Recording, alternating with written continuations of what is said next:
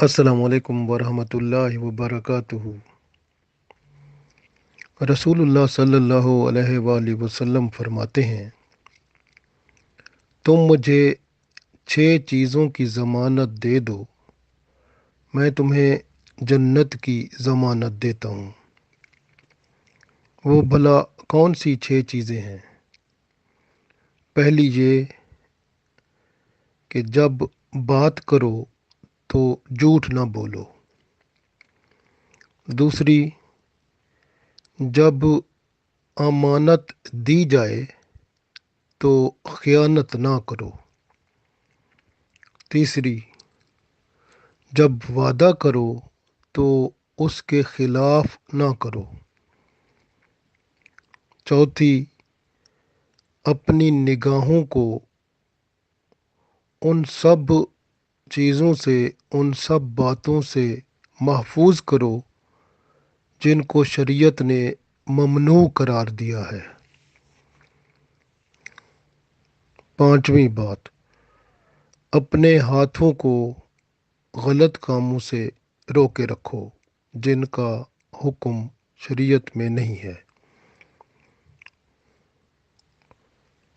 چھٹی بات، اپنی شرم گاہوں کی حفاظت کرو۔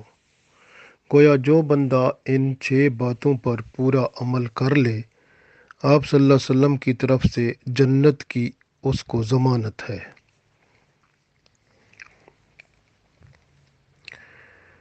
نگاہوں کی حفاظت کرنے کے لیے یہاں تک شریعت میں آتا ہے کہ اگر جانور بھی کوئی خوبصورت ہو تو اس کی طرف بھی نگاہ نہ کرو۔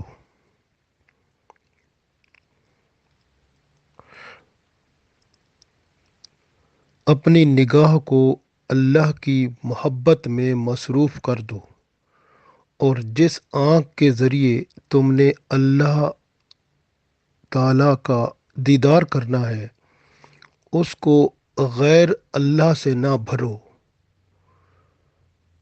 بلکہ غیر اللہ سے اس کو بند کر دو،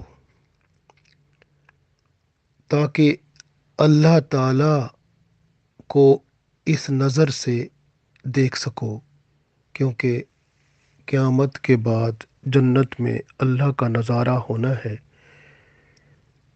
اس لیے اگر ہم اپنی آنکھوں کو اللہ کے سوا، یعنی جو باتیں شریعت نے منع کی ہیں، اگر ہم ان سے اپنی آنکھوں کو بچائیں گے تبھی ہم انشاءاللہ اللہ کا دیدار کر پائیں گے۔ حضرت علی رضی اللہ تعالیٰ عنہ فرماتے ہیں کہ مجھے رسول پاک صلی اللہ علیہ وآلہ وسلم نے فرمایا، نامحرم پر اچانک نظر پڑ جانے کے بعد اس کو دوبارہ نہ دیکھو۔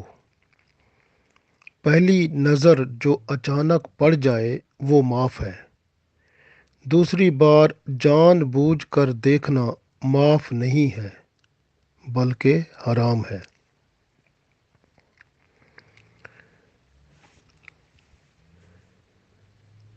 حضرت ابو ہریرہ رضی اللہ تعالیٰ عنہ سے روایت ہے کہ رسول اللہ صلی اللہ علیہ وآلہ وسلم نے ارشاد فرمایا، آنکھیں بھی زنا کرتی ہیں، اور آنکھوں کا زنا غیر محرم عورتوں کو دیکھنا ہے۔